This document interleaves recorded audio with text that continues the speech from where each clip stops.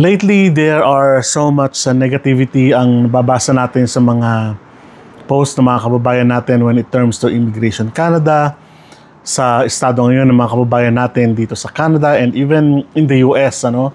At nakakalungkot na tayo mga Filipino ang nagbabatungan ng hindi magandang salita, tayo ang nagbibigay ng hindi magandang komentaryo sa mga kababayan natin. Lately, ang daming mga kababayan natin sa totoo lang ang nagpo-post na this is our last time sa Canada at uuwi na. And meron pa yung isang family at may mga comments doon na ang salita nila, buti nga sa inyo, uuwi na kayo, ang yayabang nyo kasi.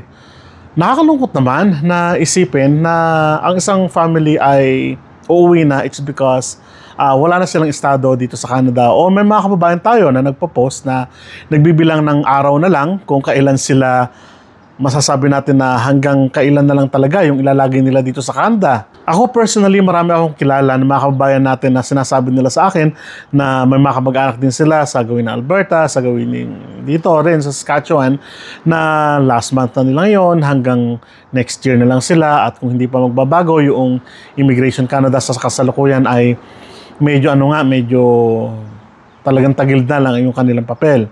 So, hindi na lang ako nagsasalita kasi sa totoo lang, pagod, pawis, talagang dugo, at mga pinuhunan nila na kuminsan kabuhayan din na naman talaga para mapasaayos na kanilang buhay. Marami naman tayo sa mga kababayan natin na sinasabi nila na kahit paano nakaipon kami at pero kaming pagsisimulaan pag-uwi namin sa Pilipinas. So nakakagalak din yon dahil kahit paano makita natin na yung pamamalagi nila dito sa Canada is not in vain, So,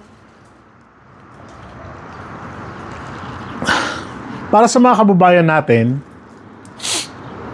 na hindi naiintindihan ang sitwasyon ng mga kababayan natin dito sa Canada at nakikita lang kasi natin yung mga halimbawa, yung mga post ng mga kababayan natin na very proud sila sa kanilang sarili dahil nakapagpundar sila ng bagong sasakyan.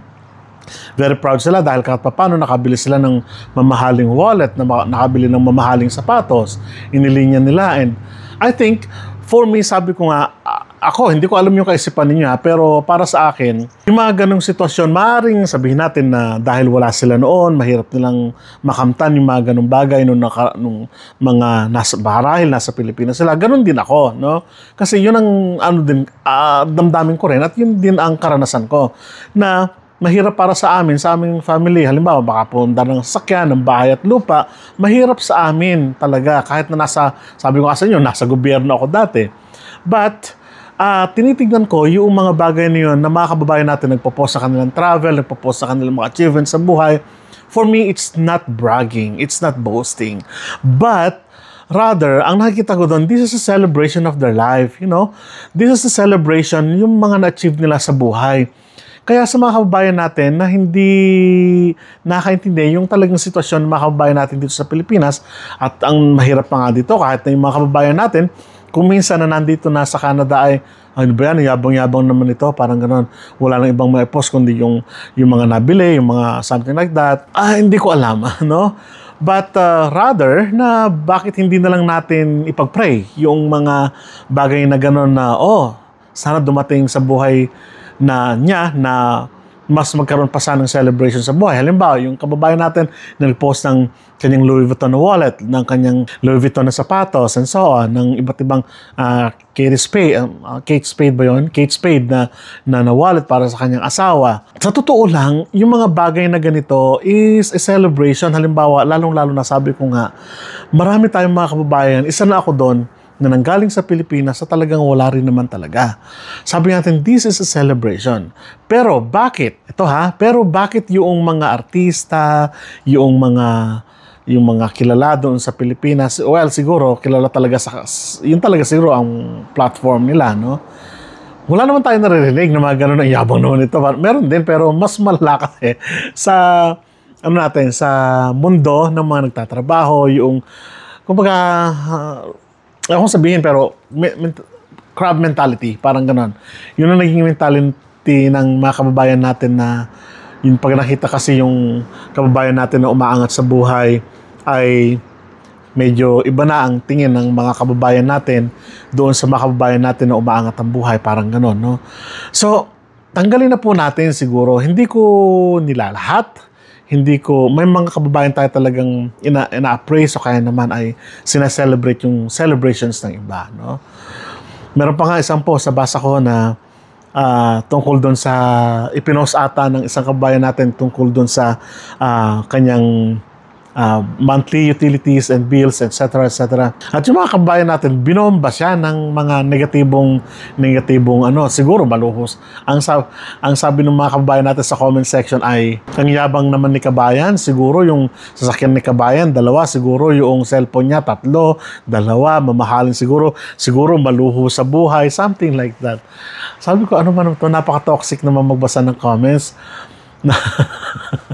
na ganon ang sasabihin sa isang tao na nagsasabi lang siguro sa on his part siguro totoo yung bagay na yon, no? Manapat sabihin natin na kabayan, congratulations kasi ganyan pala kalaki yung sweldo mo, ganon, di ba?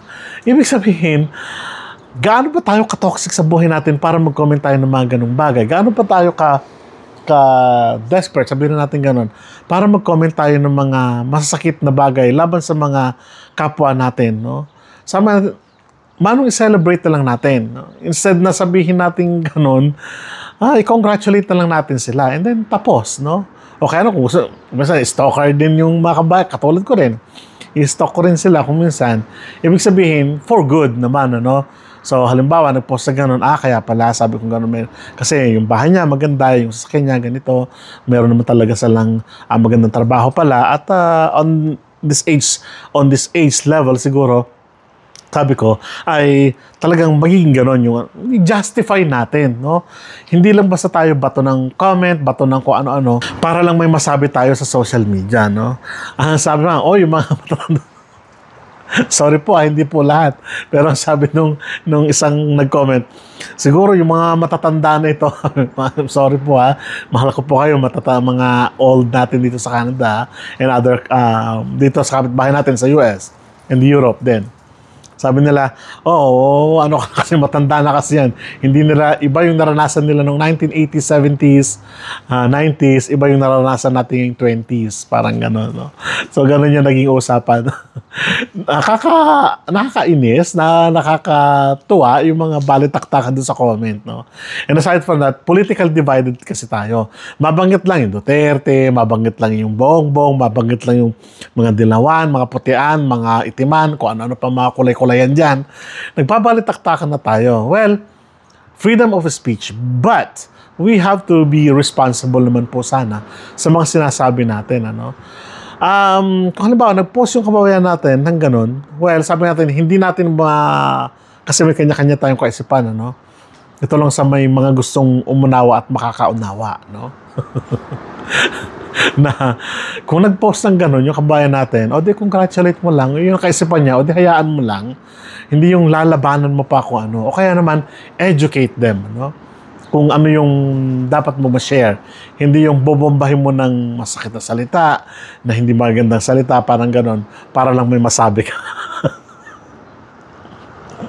Pero ang gulat ko talaga, na may mga kababayan tayong yung sabi ko nga, yung uuwi ng mga kababayan natin, binomba sila ng masasakit na salita na buti nga sa inyo ng mga taga-Canada at ang yabang ninyo. Parang ganon. So, ito lang, dami kasing vlogger na taga-Canada talaga. And ako, sabi ko nga, nung makakararaan, hindi ko naman tinitignan yung sarili ko na lalago or what.